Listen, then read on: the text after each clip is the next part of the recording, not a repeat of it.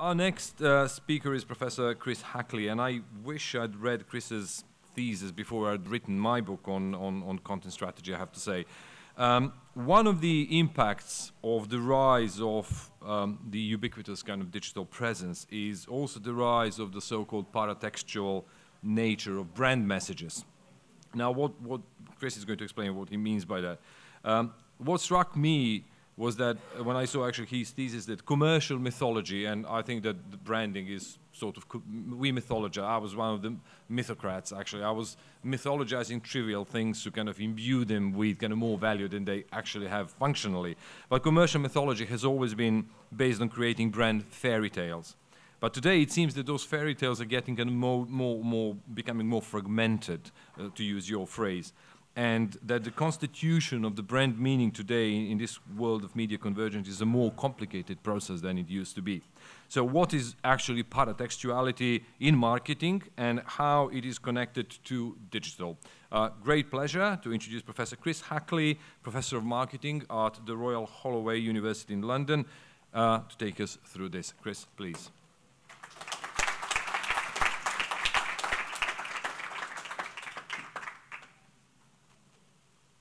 So much, Lazar, and that's my picture. So thank you very much as well to the faculty for the warm welcome that we've received, and thanks for inviting us, and to you all for coming here today.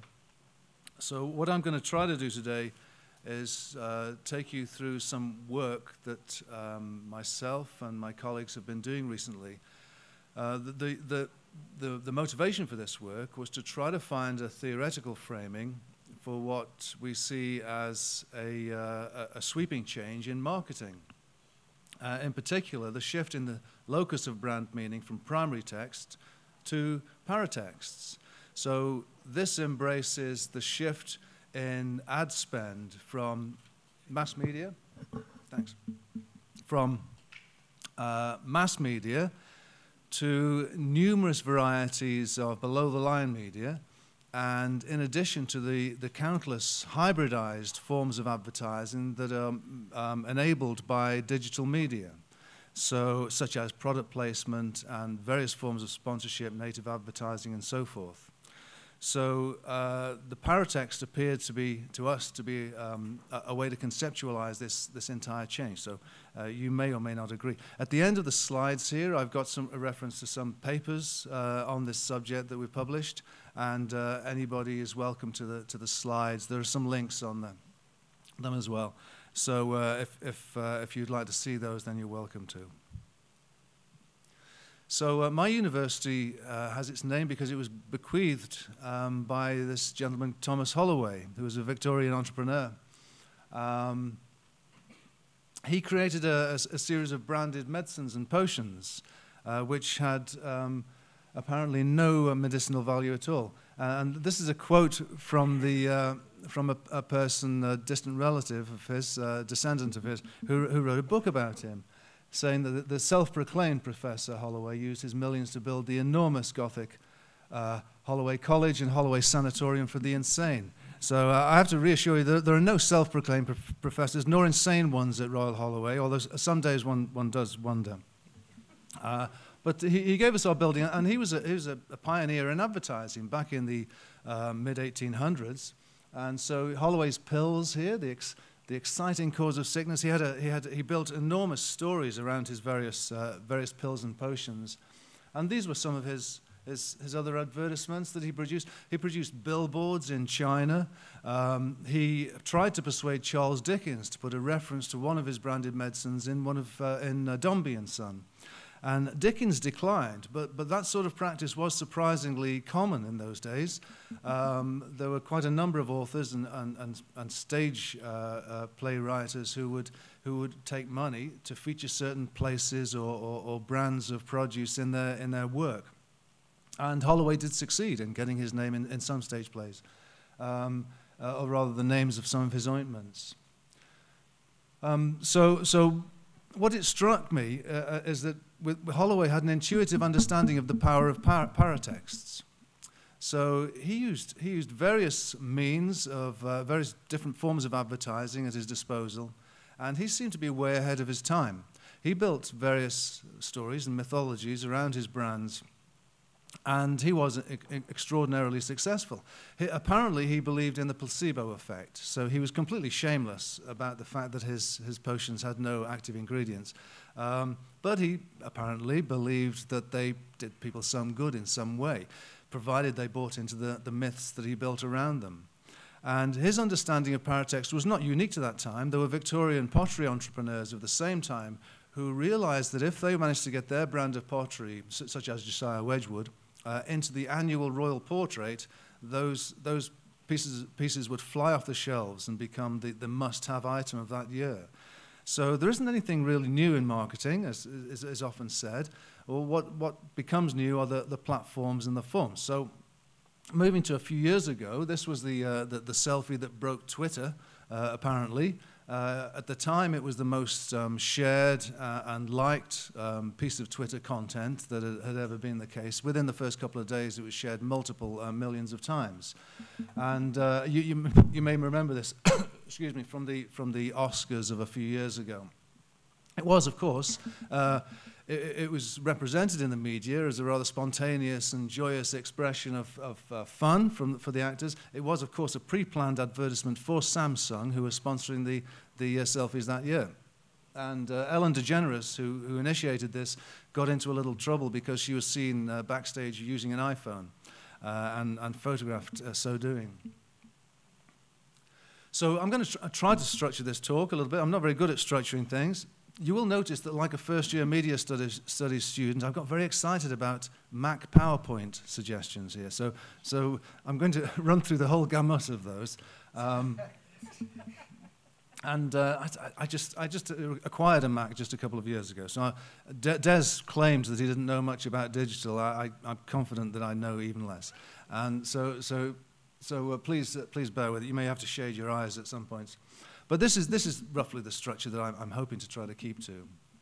So now I apologize if this is going to be very elementary to some people, but I like to take things from first principles, and I guess I try to pitch it down the middle because I'm imagining that some people are not familiar with this in the room.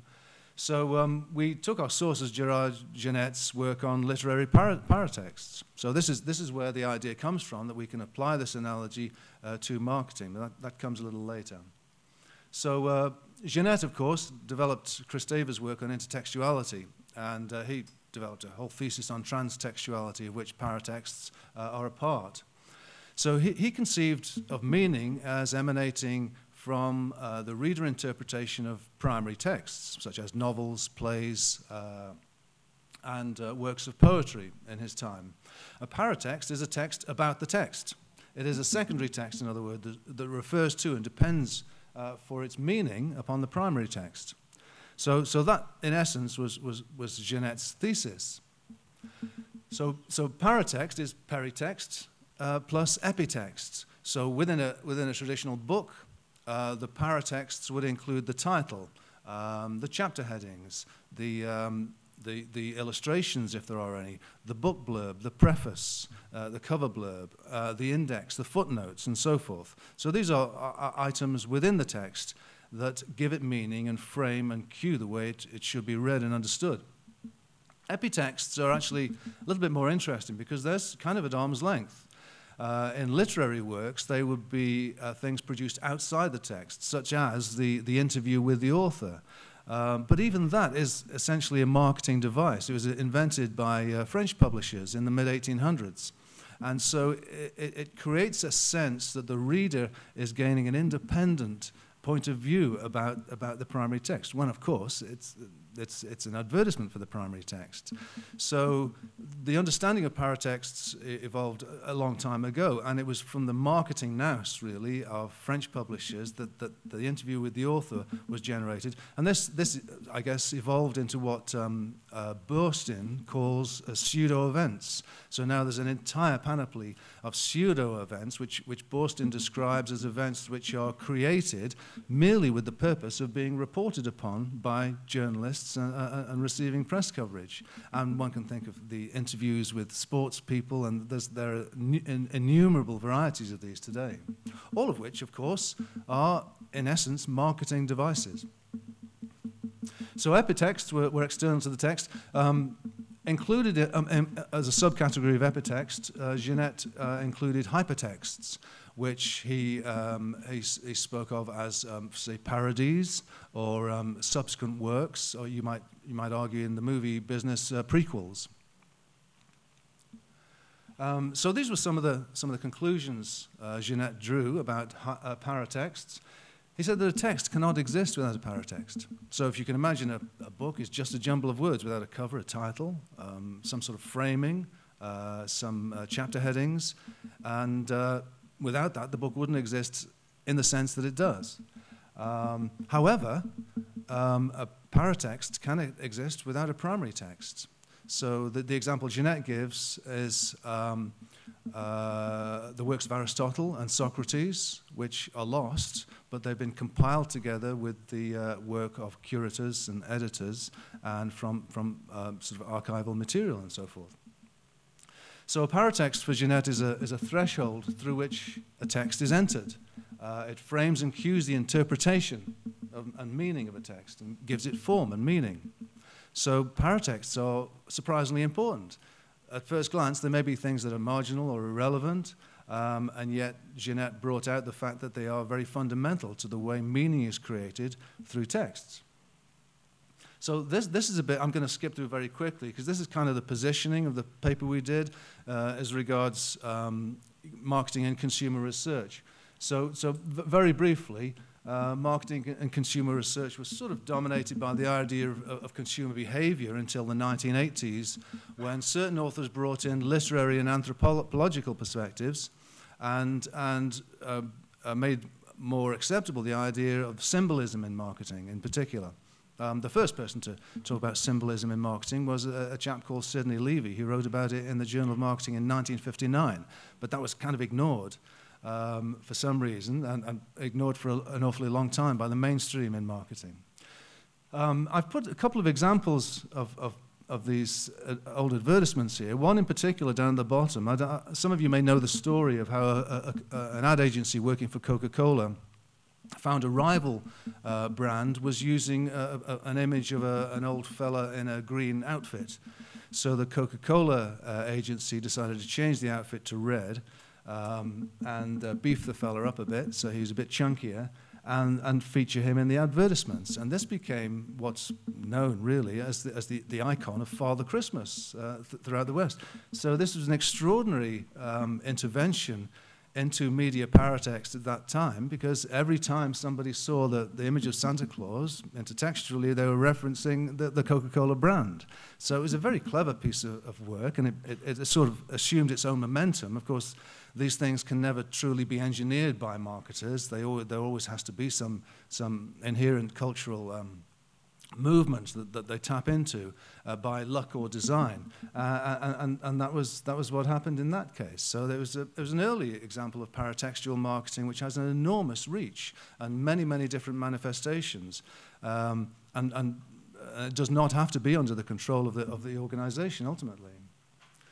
So in the 80s, there came a stream of research in marketing and consumer research where it was assumed that close reading of certain marketing interventions could generate insights into how they create meaning. So in particular, advertisements were the focus of this. So the idea was that advertisements constituted a finished work, and following, for example, Barthes and Wolfgang Iser, the assumption was that the meaning of those resided somewhere in the space between the work itself and the reader. So there was a process of interpretation going on, but the focus was on the close reading of advertisements and other marketing texts. So during this work, the idea of the paratext was kind of ignored, even though advertisements themselves can be understood as paratexts, since they are secondary texts that refer to a notional primary text, that is, the brand. So anyway, more of that later.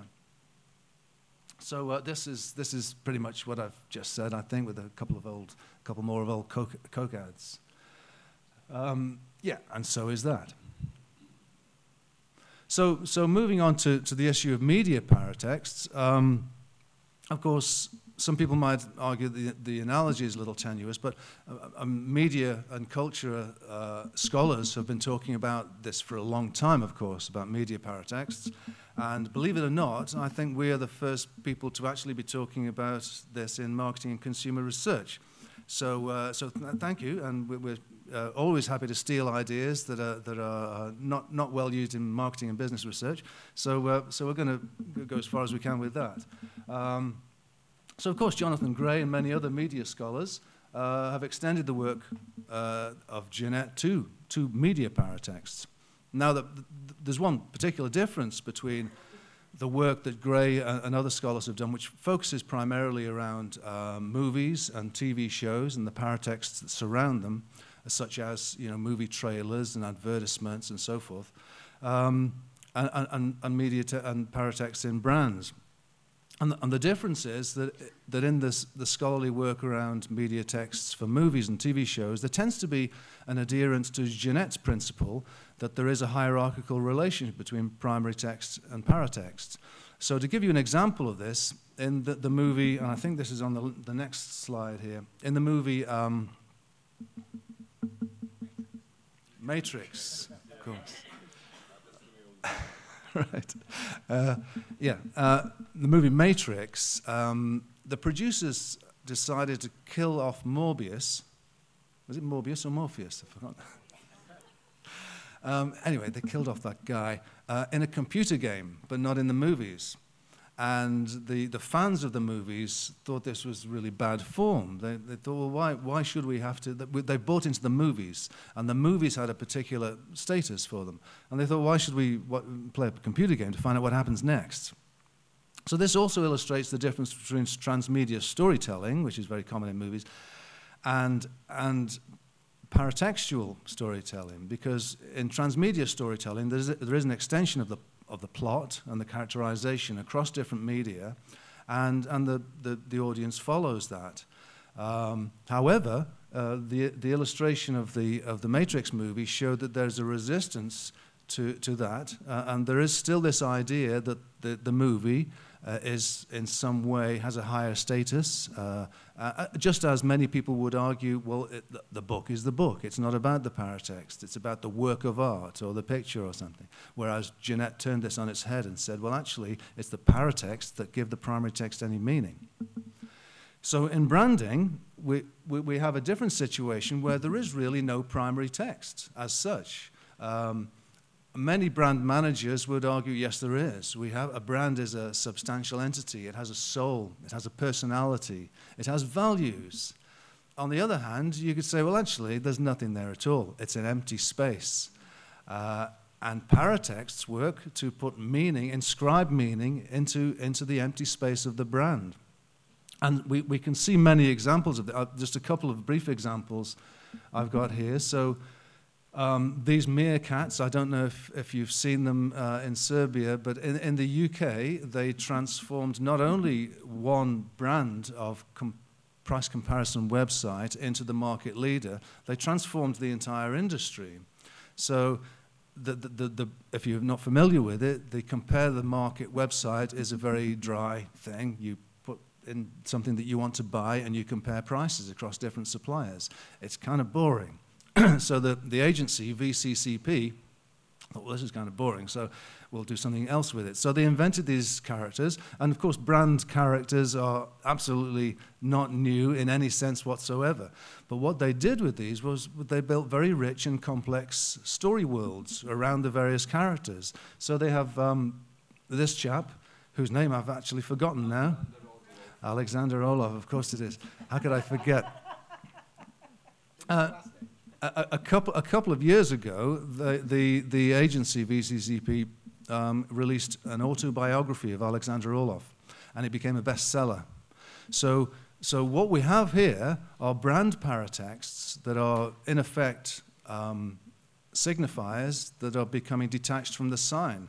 They're circulating independently. Lots of people that engage with these things, that you have the fluffy toys, you have the books, they have a website, they make appearances in TV interstitials. They sponsor Coronation Street, which is a popular soap opera, and they have a little sort of parody of the soap opera that they enact themselves. They have their own website. They have movies. They started a movie with Colin Firth, You see, I mean, it's just a whole range of things. And part of the joke, of course, is that these characters have assumed a life of their own. So the intertextual reference between them and the brand is quite subtle. And in some cases, it's absent. Lots of children, for example, have the fluffy toys they couldn't care less about, compare the market with. But it doesn't matter. Just as the Coca-Cola Santa Claus figure became assumed a huge cultural presence as a subtle reminder of the Coca-Cola brand. So the meerkats have, through their various paratextual manifestations, become very, very subtle reminders of this particular website. And it has a very striking commercial effect, as I mentioned. There's one other brief example. This is Kevin the Carrot. So Aldi, the German, I think it's a German supermarket chain, very grey and dreary. You go in there, there's just sort of pallets on the floor with big boxes of things. Yeah, pretty much a warehouse, and it, you know, it's cheap and the stuff's good. That's fine, but it didn't really have much significance. It's now, after 2 years of Kevin the Carrot, Aldi is the fastest growing supermarket chain in the UK. I wouldn't like to say that it's entirely because of this carrot, but it has to be an element in that. Kevin the Carrot is just a carrot, and it's called Kevin, and it has animated adventures. So they created some TV ads, which were essentially very tightly scripted references to movies where Kevin and his other carroty characters act out scenes from various movies. So there's a lot in there for people to read into. It's very engaging. It's quite complex. A lot of people who enjoy those stories. Oh, the carrot toys, by the way, you can get them on eBay for about £1,000 now. They sold out. People were fighting over them, wanted to buy them for their kids. So this is another example of a brand paratext, the effect of which has commercially been extremely powerful for the brand itself. It's, of course, generated huge amounts of additional media coverage through the trade press coverage, through user-generated content, through consumer comment, through likes and shares of media content, and so forth. So one of the aspects of these paratexts is that they are made very much for a digital environment in which earned content is very, very important, as things are shared millions of times. So the publicity generates, and that people would know as a silent intertext. A lot of people would know Kevin the Carrot is produced by Aldi in order to get people to go to Aldi and buy stuff. But as Jeanette pointed out, silent intertexts can be very, very powerful indeed. The rhetorical force of what is not said can be more powerful than the rhetorical force of what is said. And paratexts tap into this trick of rhetoric, if you will. And whereas some clients would push advertising agencies to say that we want our message out there, we want it to be persuasive, we want everybody to know who's speaking to them and what they can get out of our brand. The agencies in these cases have pushed back and said, actually, that's not the way commercial communication needs to work. You can be much more subtle. Give people something. An advertising guy that I know who was big in the 60s, called Paul Feldwick. He worked for BMP, who was a London agency, very famous for creativity in the 60s and 70s. He said a brand is a circus. What you've got to do is keep putting on acts in the circus to keep everybody in their seats and keep them entertained. And when one act tires on people, get another one in. Get the acrobats in, get the elephants in. So his analogy kind of works, I think. He refers to the brand really as a big top, an empty space. And paratexts are extremely powerful in inscribing meaning into that empty space. So yeah, this is more of what I just said, really. Yeah. So there's another category of a para-epitextual brand paratext. So it seems to me that public relations, which has become more and more closely aligned with marketing, indeed it reminds me of course, Edward Bernays, who invented public relations, who saw no distinction at all between public relations and propaganda. But he thought public relations was a word that people could, a phrase that people could cope with a little more, a little better. So, of course, public relations is itself an artifact of public relations because it is commercial propaganda, in other words. And Bernays would have got this very well, because paratexts, of course, are in essence, especially the epitextual paratexts, are in essence at arm's length. They are read as if they're not produced by the brands as a plea to buy their stuff, and that gives them a great deal of more persuasive power, and it also lowers consumers' resistance to them. We tend to be very resistant to advertisements. If we see them as advertisements and cynical toward them, paratexts get around this inconvenience for marketers by saying, here's a piece of entertainment or information or news. Enjoy. And, oh, by the way, it's produced by brand X. So the most powerful thing about epitextual brand paratexts is that they don't take the genre forms of advertising, but of entertainment, news, or information. And it strikes us that not only are paratexts not taking the genre forms of advertising, but also advertising is now challenging its own genre forms. So in one recent campaign in the UK, there was the Nationwide Bank, or Nationwide Building Society, produced a series of ads in traditional TV slots where unknown poets would recite their work straight to camera. And then at the end of the ad, there was a very small piece of branding in the corner. So to people viewing casually, as people usually do with TV, it would simply look like a little piece of entertainment and somebody reciting their poetry about the everyday. It was very emotionally engaging. Some people had really nice stories to tell. They created a poetry competition. They created a YouTube channel where people could upload their own pieces of poetry. So here was an advertisement located in the TV advertising slots during the commercial break. And yet it was not an advertisement, it was a piece of entertainment. And so paratexts have this very, very curious quality of being ambiguous. They can exploit the ambiguity of the brands, and they can exploit their own ambiguity and challenge the way that our own presuppositions about how we should read these things.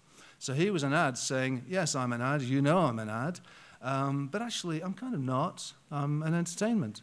So that ambiguity plays very, very well with marketing, and paratexts is that they're very useful devices for exploiting that ambiguity. So today, epitextual paratexts, of course, include user-generated content on a mass scale, which, of course, brands can't control, but then they wouldn't want to. The autonomy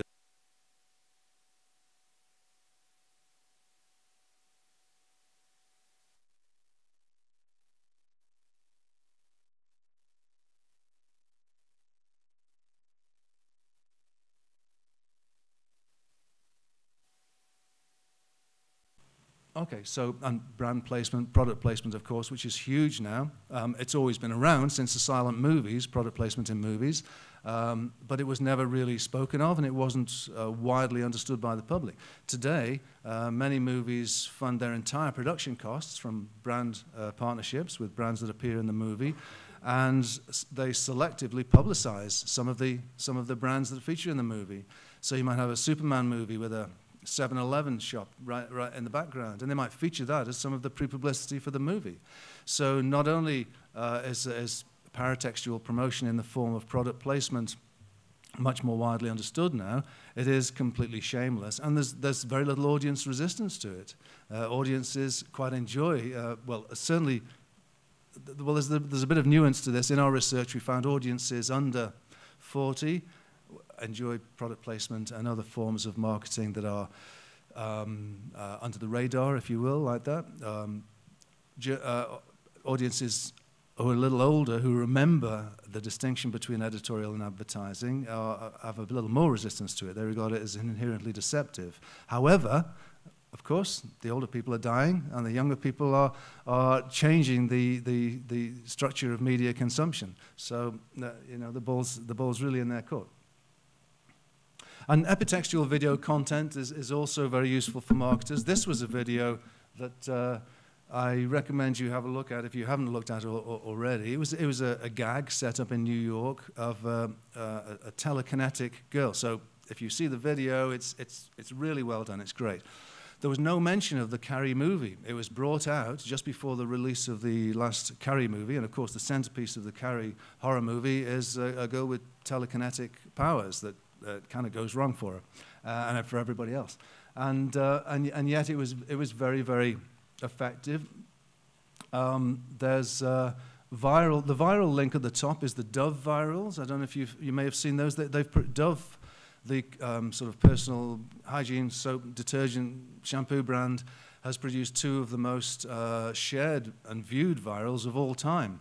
Again, they had no obvious link to Dove's primary marketing campaign, which was about, they had a real women campaign, and they enlisted a Canadian agency to create these virals, and one of them is shows you the photoshopping that goes on behind model shoots for advertisements. So the idea of it was to support Dove's ethos of taking away the falseness from cosmetics advertising and glamour advertising of that nature, and sort of getting more real. So I'll say a little bit more about this bit now for the last few minutes.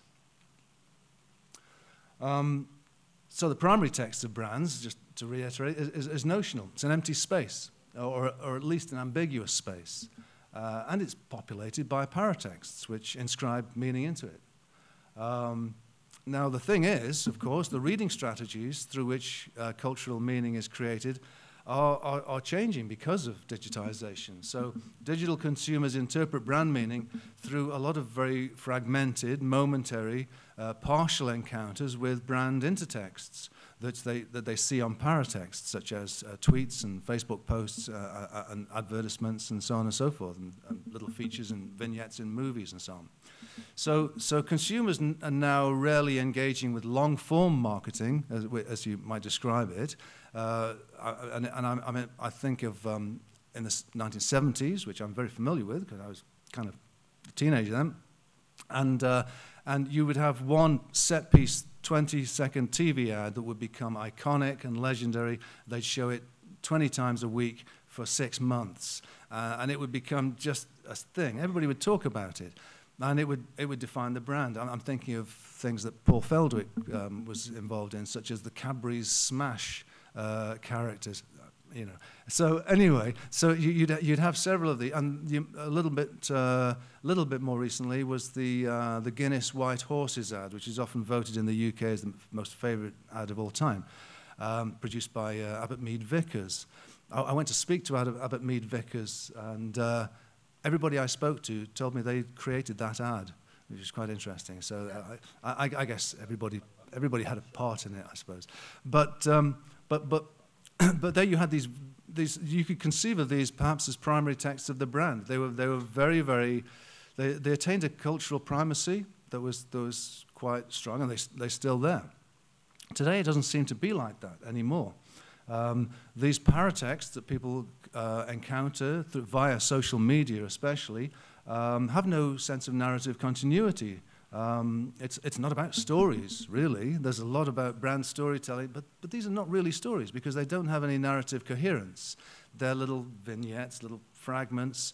The only thing that they have that connects them to the brand is an intertextual reference, and that might be very, very subtle or even absent. It might be silent, and the consumer has to actually read that. So traditional rules, it seems to us, of storytelling, narratology, poetics, and the strategic logic, if you will, of brand position no longer really apply. So, and I'm mindful of, there's a guy called Douglas Holt who's written a lot about cultural branding, and he characterizes traditional marketing as the mindshare model. And some of the assumptions of the mindshare model include that the brand is a tangible entity, it has content, and that can be hypodermically inserted into the consumer's mind through the marketing mix. So the idea is that a brand has a certain stability of values, personality, color schemes, taglines, and that these reside between our ears as consumers, reside in our cognitive apparatus. And Holt maintains that this is a terrible mistake, that that's not really how branding works, that branding is inseparable from the popular culture, and that brands, in order to really understand their meaning, have to understand their collective meaning as myths and ideologies in popular culture. Now, it seems to us that paratextual branding takes this on board and is distinctively different from the mindshare model that is the conventional sort of Kevin Lane Keller kind of branding idea. Rather, it sees the brand as not having intrinsically any meaning at all. At least, I mean, clearly a car brand has factories, it has designers, it has substance. However, for the majority of consumers, it's an artifact of communication. We see the ads, we hear people talk about the brand, we read about it in the trade press. We don't see the factories, we don't see the manufacturing line.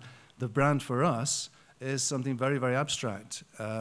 It's a communication phenomenon, and it has no meaning until we're told it has meaning. So, for example, BMW produced a very famous series of movies. I recommend them. The last one was 2016, I think, starring Clive Owen, called The Escape, I think. Fantastic 10-minute movies of a Hollywood standard of production. With movie star. The first one they did some years before starred Madonna, and Clive Ritchie was the producer on it. And they're great fun. And they put these on their own BMW movie channel and just leave them. And so people go to them, they look at them, they share them. The only link, of course, with the brand is that the centerpiece of each movie is a car chase, and the car is a BMW, as you'd expect. However, they're produced as entertainment. It's like the brand saying, here, you know, have a bit of fun. Here's a free movie for you, and people love it. At the time the last one was released in 2016, I was in America, and the regional head of the BMW franchise in America I met her at a conference or something, and she was saying it really works. They'd had a very substantial uptick in inquiries and sales during that quarter since the movie was released. Branding is, you know, if people are talking about a brand, if they're engaging with it in some way, enjoying what it's doing, then that works. Advertising isn't necessarily about persuasion, it's about cultural presence. And of course, the brand BMW, it's a nice car and it goes very fast, and you know there's nothing really negative about it, but it does what it says. So there has to be all that foundational stuff, of course. You have to be rest assured that it's a good car and all that stuff, but it's the branding that makes it very distinctive. And BMW understood the power of Paratexts, and they put a lot of money into these movies, which were essentially product placements, but in which they had total creative control.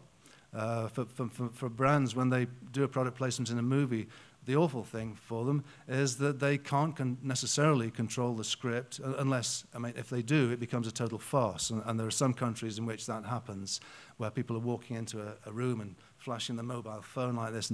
And then sometimes, of course, such as in the Friends TV series, it became a parody. And they would have a lot of fun talking about, I think it was Pottery Barn in some scenes. When everybody knew what was going on, Pottery Barn paid for that. They sold a lot of pottery, or whatever Pottery Barns sell. So coming back to my concluding point, what replaces these principles of marketing and branding if we take the paratextual purview and understand brands as being ambiguous or even empty spaces into which meaning is inscribed by various communicative paratexts? So, I mean, the short answer to that is I don't know, but I'm going to make some comments anyway. This is actually a little bit more about paratextual branding. I met Dove earlier. How long have I got, Lazar? Okay, I've got to finish. I'll finish with this note. Dove, I mentioned earlier, spent 10 years building up this very distinctive market positioning by being for women, on women's side. They were creating marketing that didn't intimidate women or shame women. They created, this was for you. And then one ad that was on Facebook for a couple of days, and it was this one, kind of ruined all that momentarily because they were accused of racism. Because the ad took a typical detergent ad trope and had somebody who was black becoming whiter, because they were using this soap. So this woman took off her T-shirt and became a white woman. So a lot of people said, hang on, this is a bit tone deaf. And this is the Risk brand's face. I think it was produced at arm's length by some subcontracted agency, and they obviously didn't quite get it. However, they built it into a story because the black lady in the ad, she went on TV subsequently saying, it was well meant, they didn't intend it, that's a misreading of it, etc., etc. So they kind of recovered the situation a little bit. But what it was initially was an example of one tiny paratext changing the meaning of a brand after 10 years of enormous marketing effort backed by millions of pounds of budget. So that reflects the power of Paratexts. So I shall end it there. Thank you very much indeed for your attention.